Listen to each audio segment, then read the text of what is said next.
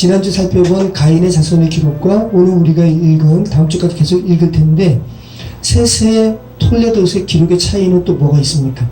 가인의 자손의 기록에는 몇 년을 살고라는 기록이 없고요. 그죠? 몇 세에 죽었더라 이런 말이 없어요. 네. 죽음의 기록이 기록되어 있지 않아요. 그들의 누구는 철기 문화의 대표, 누구는 아름다움의 대표, 누구는 향락 문화의 대표, 그죠? 누구는 돈 많은 자의 대표. 이러한 영원하지 않은, 영속적이지 않은 아주 한시적인 대표격만. 근데 세상은 이런 걸 추구하죠. 세상이 추구하는 것만 대표격으로 기록하고 그들의 죽음에 기록하고 있지 않다는 것은 하나님께서는 그들의 삶과 죽음이 하나님의 관심 밖에 있다는 것을 말씀하고 있는 거죠. 죽은 날이 왜 없겠어요? 근데 하나님은 그들의 죽음을 기록할 가치조차 느끼지 못했음을 성경 기자는 그들의 기록을 아예 배제한 것으로 말씀하고 있는 거죠. 정말 안타까운 인물들의 기사인 거예요. 죄된 세상 사람들은 저와 여러분의 기록에서 세상 속으로 잘 나가는 것을 이렇게 내세울 때는 대단하네요 라고 기억할 거예요. 그죠? 근데 하나님은 거기에 대해 관심 없다. 창세기 기자가 가인 자손의 죽음을 기록하지 않은 더 중요한 의미를 또 이 가인의 죽음의 기사에서 우리는 살펴볼 수 있을 거예요. 어떤 부분일까요? 자, 셋의 자손의 기록에는 죽음이 기록되어 있잖아요. 단순히 육신적인 죽음 외에 기독교인에게, 하나님의 자녀에게 반드시 수반되어야 하는 죽음은 뭐예요? 이 죄된 세상에서의 죽음. 육신적인 수명에 다한 육체적인 죽음 말고 나 죄된 세상에서 나 죽었어. 그죠? 이 죽음이 기독교인에게는 반드시 수반되어야 하는 죽음이죠. 그런데 가인의 자손에게 있어서 죽음의 기록 자체가 없다는 것은 그들에게는 반드시 생명으로 살아나야 하는 죄된 세상에서의 죽음도 그들에게는 없었음을 말씀하고 있는 거죠. 반드시 하나님의 사람으로 회복되어야 하는 과정 가운데 필요한 옛사람의 죽음, 자아의 죽음이 가인의 자손에게는 없었어요. 그것도 같이 포함하는 그런 기록인 겁니다. 그런데 대조적으로 오늘 우리가 읽은 셋의 자손의 기록에는 그들의 죽음의 기록이 반복돼서 기록되고 있는 거예요. 반복돼서. 그리고 그들의 생애의 수가 기록되어 있어요. 놀랍잖아요. 얼마나 놀라워요. 가인의 자손의 삶은 얼마나 살고 얼마나 살다 죽었는지 기록조차가 없는데 셋의 자손의 기록에는 그들의 생애의 수가 정확하게 기록되어 있다는 것. 우선적으로 셋의 자손의 삶이 그죠? 하나님 앞에 기억되신 바 되었다. 그죠?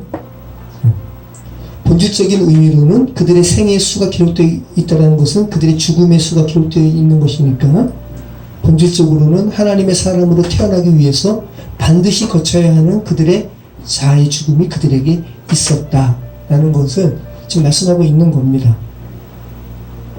그리고 또 가인의 후예의 기록과 셋의 후예의 기록에서 우리가 또 찾을 수 있는 차이는 뭐예요?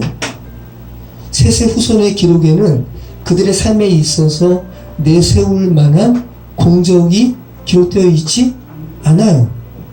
그죠? 두발 가인은 철기 문화의 선구자. 그죠? 유발, 야발. 그죠? 각각의 아름다움, 재물, 음악 문화. 뭐 이러한 죄된 세상에서 아주 최고로 칭하는 이러한 공적이 이들의 삶에는 기록되어 있지 않아요. 이들도 똑같이 삶을 살아간 사람인데 왜 그런 게 없었겠어요? 나름대로 그저 기록할 만한 입지전적인 그런 사건들이 왜 없었겠어요? 그런데 셋의 자손의 기록에는 기록하고 있지 않다. 하나님께는 그들에 대한 관심이 그런 게 아니다. 오히려 그들이 그리스도 안에서 다시 살았는가? 그들에게 생명이 지금 있는가? 그게 관심사지. 네. 가인의 자손처럼 그런 것에는 하나님은 관심이 없다 라는 것을 명확하게 보여주고 있는 거죠. 단지 너무 단순해요. 그래서 셋의 자손의 기록은 가인의 자손의 기록으로 비교해 봤을 때 초라해 보일 정도예요. 자, 또 차이가 있죠. 셋의 자손의 문제를 보면서 느끼는 건 뭐예요? 오래 살았다. 오래 살았다. 자, 그래서 600년, 800년, 900년 그래도 969세 누구예요? 무드셀라. 네. 그런데 얼마나 오래 살았는지, 그들이 이렇게 장수한 수명에 관심을 갖는 것은 성경이 말하고자 하는 본질을 벗어난 거예요. 우리는 이 셋의 기사를 보면서 이 의미, 하나님께서는 생명에 관심이 있다. 가인의 기수와 지금 대조하고 있으니까 거기에 우리가 초점을 둬야지, 물리적인 수치 969세까지 어떻게 무드셀라는 살았을까, 이런 것에 초점을 두는 것은 성경이 말하고자 하는 본질과 벗어난 관심이에요. 의미가 중요하다는 거. 성경은 지금 의미를 보라고 하고 있는 거예요. 지금 셋의 이 기록은, 셋의 자손의 기록은 수명이 아니라 수에 대해서 말씀하고 있어요. 수. 성경 기자가 하나님의 자녀들의 삶을 기록하면서 수로 이렇게 기록하고 있고 생명의 강조점을 두고 있잖아요. 한 사람의 생애를 기록하면서, 자, 예를 들어서 무드셀라 969 이렇게 이제 카운트가 됐습니다. 그러면 969라는 이 수, 무드셀라의 수입니다. 그럼 무드셀라가 자신의 결과론적인 수가 969라는 것을 생애 가운데 알 때, 그럼 자신이 살아가면서 뭘 느낄까요? 하루하루가 지나면서 나 이제 카운트되고 있구나. 하나님 편에 본다면 여러분의 수는 지금 정해져 있잖아요. 결과적으로 여러분은 19, 8, 7, 6, 5, 4, 3, 2, 1 하면서 카운트되고 있잖아요. 그죠? 그거를 지금 성경 기자는 보게 하고 있는 거죠. 우리의 삶이 영원하지 않다는 거, 죄 가운데 살아가는 인생이 영원하지 않다는 거, 너희는 지금 하루하루가 카운트되고 있다는 거. 카운트되는 과정 가운데 너희는 영원의 삶으로 인도하신 하나님을 인식해야 하고, 그 영원 속으로 들어갈 것을 셋의 자손의 기록을 통해서 말씀하고 있는 거죠. 가인의 자손의 기록과 대조하면서.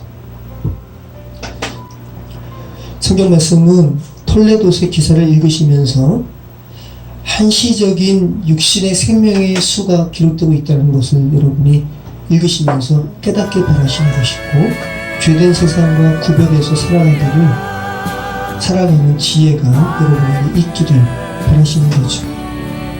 주께서 외치시는 것, 죄된 세상에 너희 그렇게 어리석게 있지 말고 너희 수를 계수하라. 생명 가운데 들어오라. 하나님의 형상으로 회복되는 것이 무엇인지 인지하라. 이렇게 말씀하고 있는 겁니다.